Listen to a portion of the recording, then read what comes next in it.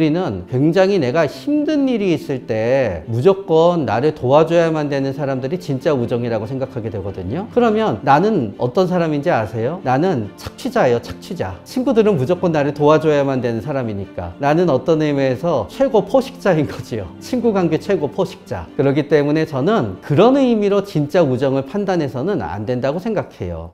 정신건강의학과 전문의 최명기입니다. 우리 하와이 레저텍 구독자님들을 또 뵙게 되어서 반갑습니다. 우리는 어떤 분이 되게 외향적이면 긍정적일 것 같지요? 긍정적, 부정적은 외향적, 내향적과 상관이 없어요. 말은 안 하지만 되게 착한 사람들이 있거든요. 사람들이 말은 안 하지만 그 사람을 좋아해요. 말은 안 하지만 되게 못된 사람도 있어요. 그건 사람들은 그 사람을 싫어해요. 비비 꼬였다고. 말도 많고 외향적인데 착한 사람들이 있어요. 사람들은 좋아하지요. 그 사람 알면 도움이 되니까. 근데 어떤 분이 있냐? 말은 많은데요. 하는 말마다 다 밉상이에요. 그리고 비비 꼬아요. 저 얼마 전에 그런 얘기 들었어요. 어떤 분이 어떤 분에 대해서 얘기하면서요. 그렇게 뼛속까지 못된 사람은 오랜만에 봤어. 그러면 우리는 뼛속까지 못 되면은 자기가 알아서 사람들을 안 만나야 될 것 같잖아요. 그거는 독립변수예요. 뼛속까지 못 됐는데 계속 사람들을 만나야 돼요. 근데 내가 직장 다니고 있을 때는요, 뼛속까지 내가 못 됐더라도요, 사람들이 나 때문에 직장 그만두지 않는 한 난 직장에서 사람들 만나고 있잖아요. 내가 뼛속까지 못 됐는데 회식에 갔다 그래서 사람들이 나 내쫓겠어요? 그러니까 인간관계가 있는 거예요. 그러나 그분이 직장 그만뒀어요. 직장 동료들 연락하니까요, 다들 안 만나요. 다들 이미 전화 차단했어요. 근데 그분은 사람들 만나야만 돼요. 계속 새 사람을 만나야지요. 근데 새 사람은 또 오래 못 만나요. 그래서 실제로 이렇게 단톡방이나 아니면 온라인 동호회로 만나다가 정모에 나가서 정모를 전부 박살내고 나서 또 딴 정모에 가고 이런 분들이 있어요. 전문가인 분들이. 그분들이 더 돈이 많잖아요. 그분들은 사람들을 어디서 만나냐? 최고 경영자 코스 그런 데서 사람들을 만나요. 그러니까 계속 사람들을 만나세요. 주위 사람들은 생각해요. 저 사람이 좀 집에 혼자 있으면 얼마나 이 지구가 행복해질까. 그렇지만 그분들은 역설적으로요. 계속 사람들을 만나야 돼요. 계속 사람들은 그 사람들을 싫어하니까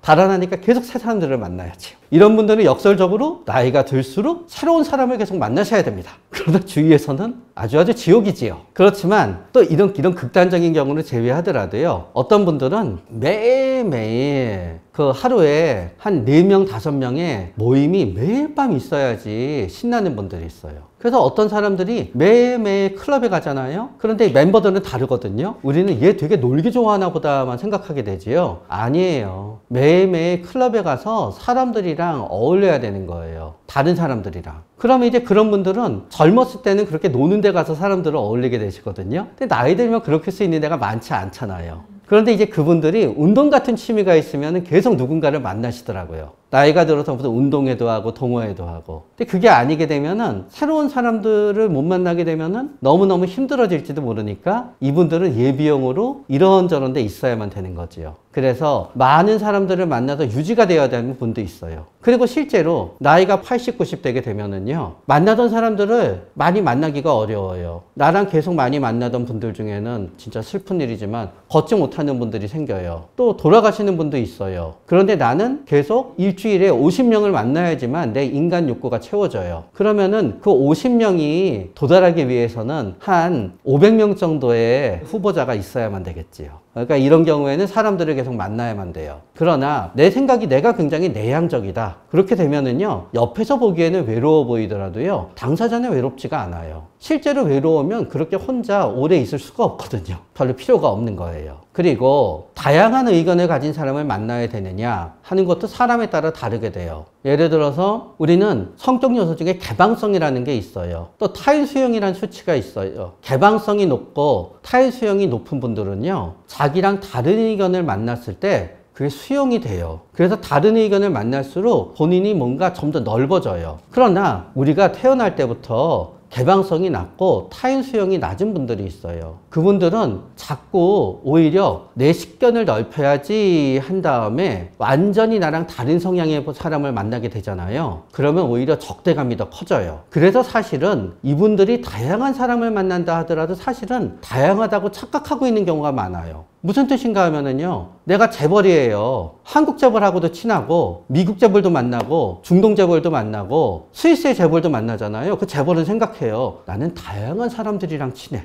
다양한 나라 재벌이랑 친하니까. 그러나 그게 다양한 사람일까요? 아니지요. 만약에 어떤 사업하는 사람이 있는데요. 사업 아이디어가 있는 다양한 사람들이랑 만나요. 교수들이며 뭐며. 그러나 어떻게 생각하면 다양한 사람들을 만나게 되죠. 본인은 예술가도 만나고 누구도 만나고 누구도 만나고 누구도 만난다고 생각해요. 아이디어만 있으면은 그 사람이 나이가 되든 아니든 자기는 다양한 사람을 만난다고 생각해요. 그러나 결과적으로 다 성공하려고 노력하는 사람들만 만나는 거지 진짜 실패해서 비참한 사람들 하나도 안 만나고 있는 거예요. 그래서 다양한 사람을 만나라라고 얘기하는 사람들도요. 사실은 본인들이 대부분 다양한 사람을 만난다고 착각하고 있지요. 자기랑 보통 말이 통하는 비슷한 사람들만 만나고 있어요. 예를 들어서 A라는 정당과 B라는 정당을 지지하는 사람들이 있는데 어떤 사람이 나는 A라는 정당을 지지하지만 B라는 정당도 지지하는 사람이 있어서 본인은 다양한 의견을 수렴한다고 하잖아요. 그러나 이분은 애초에 성향이 중립적인 데 있기 때문에 그런 거예요. 결국은 극단적인 성격이 아닌 사람과 어울리는 게 필요한 거지 극단적인 성격인 사람이 극단적인 사람들과 반대 성향을 가진 극단적인 사람들과 어울린다 그래서 그 사람이 다양한 사람들과 어울리는 건 아니라는 거예요. 그래서 실제로 다양한 사람들과 어울린다고 주장하고 다양한 사람들과 어울린다고 생각하는 사람들도 보면은 다 비슷한 사람들과 어울리고 있어요. 그래서 저도 비슷한 사람만 만나지요. 그래서 만날 사람이 없어요.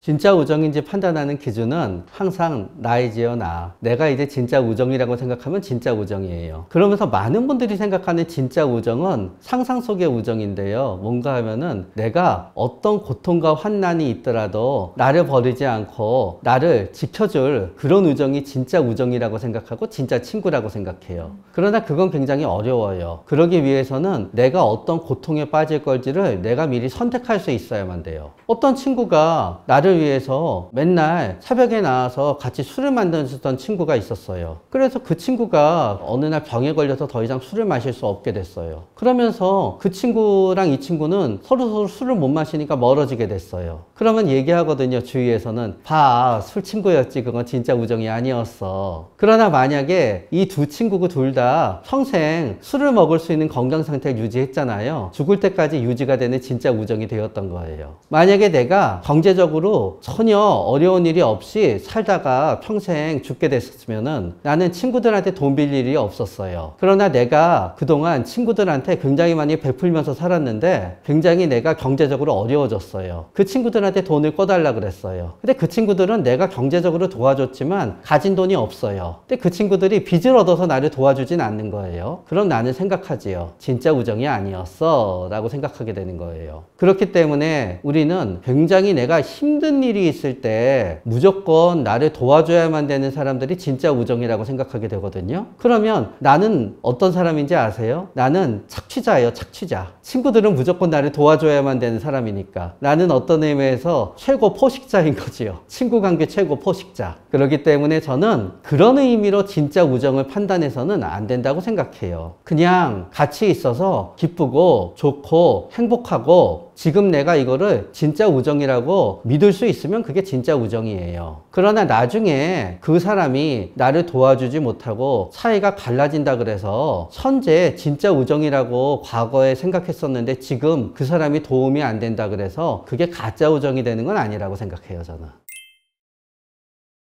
근데 보통은요, 다 자기가 듣고 싶은 말 들을 때 그래요. 무슨 뜻이냐면은, 내가 결혼하고 싶어요. 근데 친구들이 다 그 결혼을 말려요. 근데 나는 꼭 그 결혼에 찬성해주는 친구를 하나 찾아내거든요. 그러면 얘기해요. 야, 네 얘기가 이 결혼에 굉장히 힘이 됐어. 그러나 그거를 말리는 사람들은 아무 영향을 못 준 거지요. 내가 무슨 사업해야 되겠어요. 친구 중에 9명이 다 망할 거라 그랬어요. 친구 중에 1명이 된다 그랬어요. 그래, 네 말에 용기를 얻어서 사업해도 됐어요. 그러나 나는 안 된다는 사람들의 얘기는 하나도 안 듣는 거지요. 결국은 타인의 의견이 나한테 영향을 주는 거는 내가 어차피 모든 걸 거의 결정했을 때 거기에 대해서 하나의 부스터 역할을 해주는 거예요. 내가 뭔가를 하기로 했다가 바뀔 때 역시 내 안에 충분한 의심은 형성이 되어 있었고요. 친구의 의견이 그 그 의심을 갖다 꽝 하고 이제 가시화되는 부분을 갖다 하게 되는 거지요. 근데 왜 이거가 이렇게 되냐 하면은요, 질문을 던지는 순간 친구는 내가 원하는 방향을 아는 거고요, 내가 누구를 만나는 순간 내가 원하는 대답을 해줄 것 같은 사람을 만나게 되거든요. 내가 의심이 갈 때는 친구를 만날 때도 내 의심이 합리적 의심으로 잘 설명해주는 친구를 만나게 되는 거예요. 내 배우자가 바람 피는지 안 피우는지 의심이 가요. 내 여자친구, 내 남자친구가 바람 피우는지 안 피우는지 의심이 가요. 어떤 친구는 안 피운다 그러고 어떤 친구는 피우고 있다 그래요. 그랬을 때 내 마음이 피우는 쪽에 기울잖아요. 피우고 있다는 친구 말이 확 꽂혀요. 그러면은 맞아, 속고 있었어, 네 말이 맞아, 이 관계를 끊어야지, 끊기 전에 뭘 해야 된다고? 휴대폰을 몰래 뒤져야 된다고? 알았어, 오늘 비밀번호가 뭔지 내가 알아내서 뒤져보지.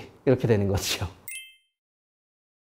첫 번째 유형은 재밌는 거예요. 엄마들이 어렸을 때부터 우리 얘기 듣지요. 막 말썽쟁이 친구들이 있어요. 어울리지 마. 그래도 계속 어울려요. 재밌거든요. 그 엄마들은 그래요. 딴 애들도 있잖아. 얘네만치 재밌지가 않거든요. 왜냐하면요, 심한 ADHD 애들은요, 심한 ADHD 애들끼리 어울려야 재밌어요. 심한 ADHD 애들은요, 자기들 정도로 심하지 않은 애들이랑 있으면 심심해요. 그리고 보통 수준의 활력을 가진 애들은요, 심한 ADHD 애들을 싫어해요. 당연하잖아요. 귀찮으니까. 멈춰야 되는데 안 멈추고 자기 마음대로 하려고 하니까 싫어할 수도 있잖아요. 그 심한 ADHD는 걔네끼리 어울려야 되는 거예요. 그 걔네끼리 어울리면 항상 좋은이 아니에요. 심한 ADHD 애들이니까 충동성이 강하기 때문에 서로 싸워요. 안 만난다 그래요. 그리고 또 만나요. 지네들끼리 노는 것처럼 재밌는 게 없거든요. 어른이 돼서도 마찬가지예요. 엄마들은 얘기해요. 20대인 따님들, 아드님들한테, 야, 그렇게 맨날 허구한 날 술만 마시고 노는 아이들 좀 만나지 말고 제대로 된 사람을 만나서 좀 지내봐. 재미없거든요. 근데 결혼도 그래요. 결혼하고 나선 후회하지요. 왜 이렇게 내가 했을까? 그럼 여쭤봐요. 왜 결혼하셨어요? 그러면은 얘기가 서로 통했어요. 얘기가 통한 게 아니죠. 재밌었거든요. 그렇기 때문에 일단 첫 번째, 그 사람이랑 있는 게 너무 재밌어요. 주위에는 이만큼 짜릿하고 재밌는 사람이 없어요. 그러면은 그 사람이 재밌지 않을 때 나를 서로 힘들게 하더라도 나는 어떻게 생각하면 재미, 어떻게 생각하면 취미, 어떻게 생각하면 쾌락을 위해서 그 사람들과 계속 어울리는 거예요. 나쁜 짓도 혼자 할 수가 없어요. 함께 할 사람이 필요해요. 그래서 그걸 위해서 이제 벗어나지 못하게 되는 경우가 있어요. 그 다음은 관계에 있어서 옆에서 보는 모든 관계는 대체적으로 심리적인 상응이 이루어져요. 제가 비유를 들면 이런 거지요. 어떤 부모가 있어요. 자기 자녀가 대학도 훨씬 잘 나왔어요. 월급도 훨씬 잘 받아요. 인품도 훨씬 훌륭해요. 도대체 왜 쟤를 사귀는지 모르겠어요. 가지고 쟤 사귀지 말라 그래요. 그러나 소용이 없지요. 왜냐? 나는 내 자녀의 외모에 대해서 그렇게 평가하진 않지만요, 사람들이 보기에 내 자녀의 외모는 굉장히 매력도가 매우 떨어져요. 근데 내 자녀가 만나는 사람은 너무 매력적인 사람인 거예요. 부모가 사귈 때는 이해가 안 가죠. 왜 저런 애 만나면 더 휘둘려? 부모는 얘랑 같이 결혼해서 살 게 아니잖아요. 그러니까 이 매력의 가치가 확 떨어지는 거예요. 나는 저 사람한테 내가 바라보는 측면에서만 가치가 보여요. 그러나 당사자가 느끼는 가치는 다른 거예요. 엄마는 내 아들의 연인, 내 남자의 연인을 이성으로 만나는 게 아니고, 아빠도 그 사람들을 이성으로 만나는 게 아니잖아요. 그러니까 잘 모르겠는 거예요. 그러나 당사자는 다른 거죠. 그 다음에 또 관계를 끊지 못하는 건요, 필요에 의해서예요. 필요에 의해서. 돈의 문제가 됐던 그 사람을 통해서 누구를 소개받아야 되건 금전적이고 실질적인 이익이 있게 되면은요, 옆에서는 얘기하거든요. 야, 차라리 그 사람 때문에 너한테 생기는 돈이 한 달에 200? 그런데 네가 받는 상처를 생각하면 200보다 더 되는 것 같아. 혹은 그 사람이 너한테 주는 편리함? 그런 거 포기하고 만나지 마. 그래야 마음이 편해. 그런데 자기도 누구랑 관계를 맺어야지만 맨날 200만 원 생긴다고 해보세요. 그 충고하는 사람도 관계 끝나. 그렇기 때문에 나한테 독이 되는 관계를 유지한다고 너무 나를 욕하지 말고요. 누가 독이 되는 관계를 유지한다 그래서 그 사람을 바보처럼 비난하지도 않아야 되는 거예요. 결국은 내가 가진 상황, 내가 가진 어떤 마음의 강함과 약함, 혹은 나의 어떤 기질, 혹은 나의 뭔가가 변하게 되면 관계가 변하게 되는 건데, 모든 관계는 그렇게 될 수밖에 없는 필연성을 갖고 움직여요. 그러나 옆에서는 그 필연의 조건이 와닿지 않을 뿐이지요.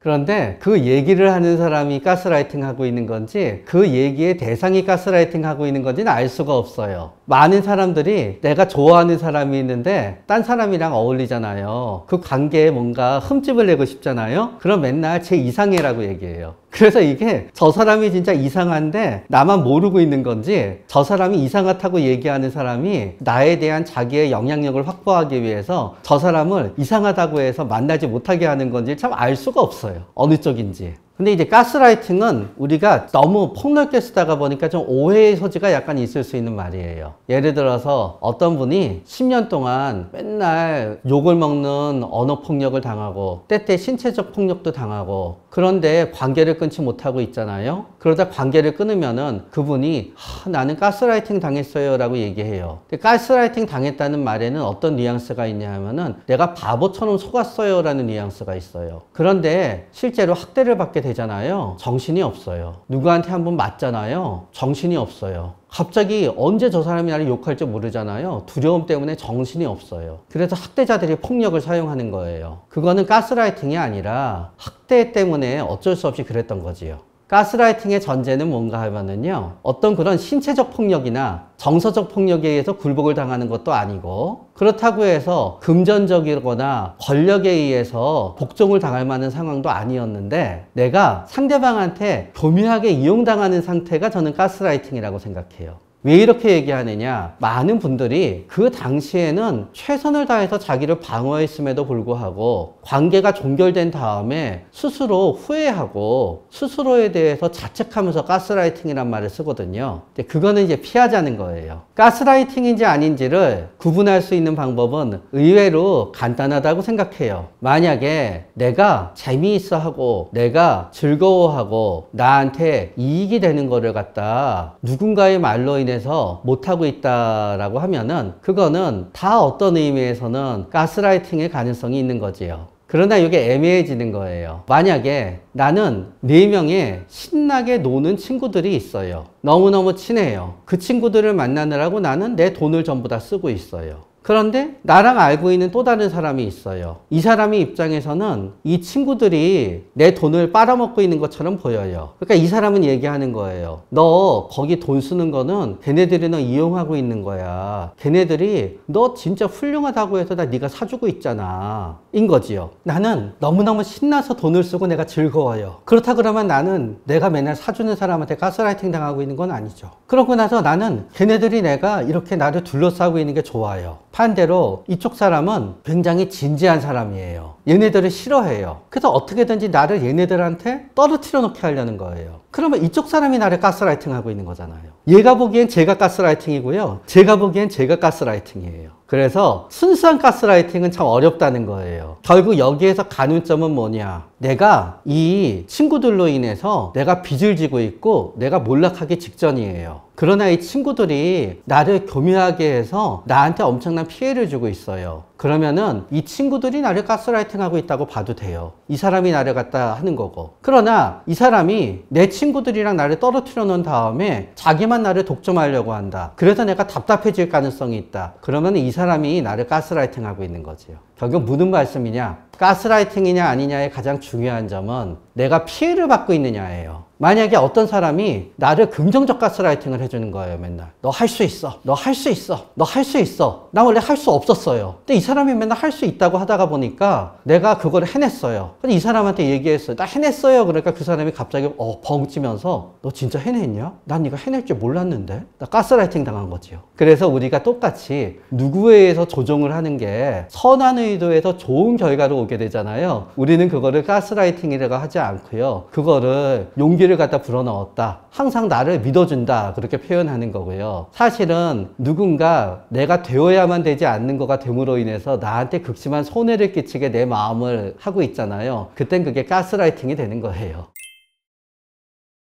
그 손절을 갖다 우리가 하려고 하는 이유는요, 통쾌함에서 비롯돼요. 사실은 내가 누구 싫어하면요 저절로 안 만나게 돼요. 때가 되면은 초등학교 애들도 너 손절할 거야 하잖아요. 일주일 있다 또 만나서 놀고 있어요. 손절은 어느 때가 되어야지 안 만나게 되는 거지 오늘 안 만난다 그래서 안 만나게 되는 건 아니거든요. 근데 굳이 손절을 했다라는 느낌을 내가 받고자 하는 이유는 확 끊어냈다는 걸 통해서 내가 뭔가 주체적이라는 느낌을 받고 싶어 하는 거고, 손절했다고 생각하면서 상대방이 받을 피해와 당혹감을 생각하면서 내가 즐거워하는 거지요. 그런데 이런 경우가 있어요. 나는 손절했어 라고 생각했는데 상대방은 오히려요. 아, 이제 겨우 작전대로 됐어. 쟤는 지가 손절했다고 생각하고 관계를 끊게 해야지 내가 먼저 끊는다 그러면은 떨 거였거든. 그래서 나는 손절했다고 생각하는데 사실은 상대방이 더 신나하고 있을 수도 있는 거죠. 그렇기 때문에 저는 이론적으로는 이래요. 손절하는 것보다 중요한 건요, 안 만나는 거예요. 안 만나다가 보면 안 만나게 되는 거예요. 굳이 그거를 손절이라는 느낌이 들게끔. 그러니까 손절하게 되면 상대방도 손절 느낌을 받기를 원하거든요. 그래서 사실은 갈등이 일어나고 싸움이 일어나고 부담을 가지느니 그냥 만나기 싫은 사람은 좀 덜 만나고, 덜 만났는데 저쪽도 연락 안 하면은 서로 안 만나게 되는 거고, 나는 덜 만나고 싶은데 저쪽이 계속 연락하고 나는 피하다가 보면은 싸움이 일어나게 되는 거고, 싸움이 일어나면 저절로 손절이 되는 거지요. 왜 이렇게 손절이 유행처럼 번졌다고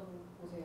애매한 중간 관계들이 많아서 그래요. 옛날에 한 30년 전에 친구는요, 우리의 가족을 제외한 유일한 사회보장 제도였어요. 예를 들어서 그때는 우리가 굶어 죽을지도 모르던 시대에 누군가한테 쌀을 빌려야 되거든요. 친구한테 쌀을 빌리게 되잖아요. 나도 그 친구한테 쌀을 빌려줘야만 되는 거예요. 예를 들어서 서로 전쟁으로 동네가 파괴가 되어서 막 딴 데로 돌아다니게 되잖아요. 혼자 돌아다니다가 보면은 딴 동네 가서 얻어맞을지도 모르잖아요. 그러니까 친구들이랑 같이 옮겨야지요. 그러니까 굉장히 커다란 실질적인 의미들이 있었던 거예요. 그런데 지금은 그런 의미가 많이 희석되었지요. 그러나 어떤 의미는 희석되더라도 그 의미는 문화를 통해서는 계속 잔존해요. 예를 들어서 1970년대는 6.25 전쟁이 끝난 다음에 굉장히 오랜 시절이 지났지만요, 상당히 많은 영화의 배경은 다 6.25 전쟁이었어요. 월남전이 끝난 지 한참이 되었지만요, 1990년대까지도 미국 영화의 상당 부분의 배경은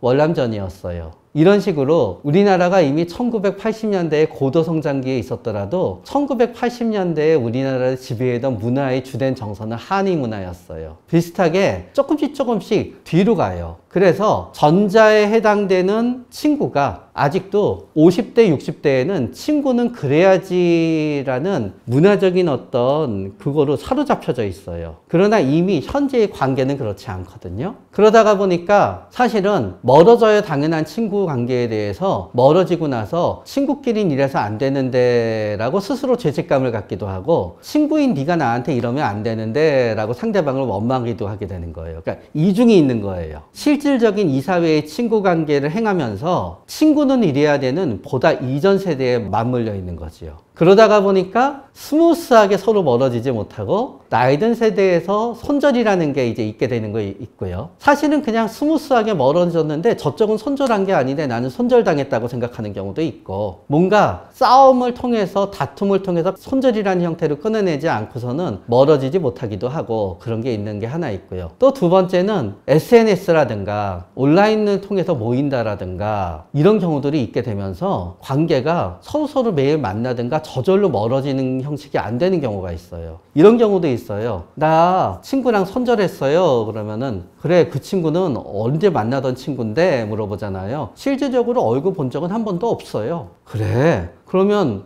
어떻게 알게 됐어? 매일 게임했지요, 3년 동안. 매일 게임하면서 SNS로 서로 알고만 지내던 동료랑 게임하다가 서로 싸우고 의견이 안 맞으면 손절이 되는 거예요. 그런 식으로 이 사회가 굉장히 복잡해지다가 보니까 우리가 생각하는 매일 보게 되는 끊을래야 끊을 수 없는 우정도 아니고, 그렇다고 해서 이거를 우정이 아니라고 부를 수 없는 관계들이 많아지게 되거든요. 그러다가 보니까 그 관계를 갖다 정리해야 될 때가 있는 거고, 그걸 이제 손절이라고 표현하게 되는 거지요. 네, 마지막 정리는 상상도 못한 얘기들이 되는데요. 첫 번째, 여러분들의 노년의 안정과 복지를 위한 최고의 인간관계는 누구와 잘 맺어져야 되느냐. 진짜 죄송하지만 여러분을 90대에 책임져 주실 감정인과 잘 맺어줘야 됩니다. 그분과의 인간관계가 마지막에 나의 삶의 모든 것을 좌우하게 됩니다. 그래서 여러분, 좋은 감정인과 맺어지기 위해서 제가 보험 몇 퍼너는 아니지만요, 감정비 보험은 꼭 있어야 됩니다.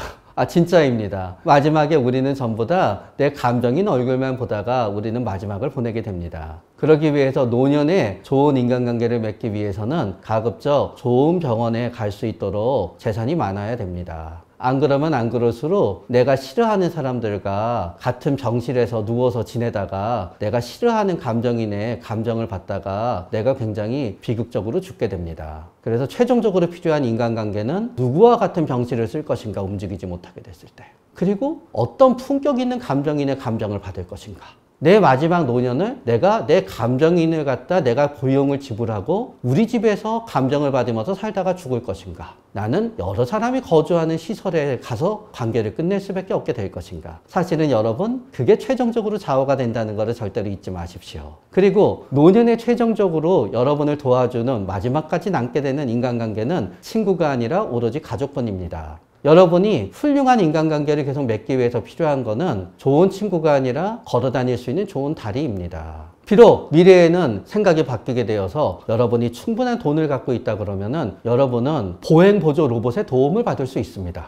그렇기 때문에 좋은 보행보조를 낄 수 있는 돈이 있다 그러면 상관이 없지만 많은 어르신들의 인간관계는 걷지 못하는 단계에서 끝이 나게 됩니다. 그렇기 때문에 계속 걸을 수 있도록 지금부터 여러분은 노력하셔야 됩니다. 절대로 전 다이어트를 좋아하지 않습니다. 저는 어떤 분이 오게 되잖아요. 저 고지혈증, 고혈압, 당뇨병이 있어서 다이어트하고 그래야 돼요. 그러면요. 차라리 약을 다 드시고 그냥 먹고 싶은 걸 드세요. 얘기하는 쪽을 권합니다. 그러나 다이어트가 필요한 한 이유 두 개는 허리와 무릎을 보호하기 위해서지요. 그래서 여러분의 인간관계를 지켜주고 결정지어주는 거는 의외로 여러분의 보행 능력입니다. 그러면서 사실은 가족과의 관계는 굉장히 중요합니다. 왜냐하면은 나중에 여러분한테 도움이 되는 자녀는요, 공부 잘한 자녀도 아니고 미국에 가서 박사된 자녀도 아니고요, 나를 병원에 데려다 줄 수 있는 자녀, 요양원에 매주 찾아올 수 있는 자녀가 되는데요. 다들 그럴 것 같지요? 아니에요. 진짜 엔지간하게 부모 자식 사이가 가깝지 않잖아요. 마지막에 그렇게 자녀가 나한테 도움이 안 돼요. 그래서 여러분, 지금은 자녀가 마음에 안 드시더라도요, 여러분이 70대, 80대 되시잖아요. 그냥 엔지가 나면 해달라는 거 해주고요, 관계를 회복하세요. 그냥 아무리 생각해도 내가 잘못한 게 없더라도요, 그냥 내 노후를 위해서 용서해 주세요. 그리고 나서 여러분이 생각해야 되는 게 친구들과의 인간관계인 거예요. 그렇기 때문에 이제 친구들과의 인간관계에 있어서는 좋아하는 사람들과 좋아하는 관계를 유지하도록 노력하고요.